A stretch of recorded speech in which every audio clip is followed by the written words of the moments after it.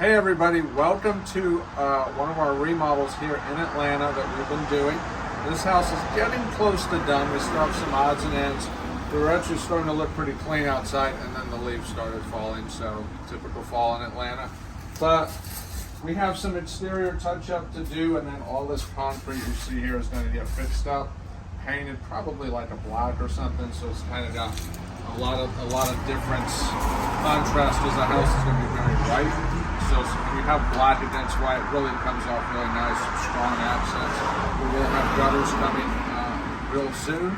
And we even have a little spider there, looks like, or something. But anyway, let's take a look inside and we're gonna see what's going on. So as we go in here, we have this magic door that opens via motion. But anyway, as you see, this is a house where we try to add a lot of elements that are much more stylistic in nature. Because the house is, we basically remodeled an old property that was a small property. We've expanded it to make it bigger, but the footprint of the lot is not huge, but we want to make sure we leave a backyard. So we didn't want to take up the entire property with house and then have no outdoor space, because people do want places still to go hang out and grill and bring friends over and that sort of thing.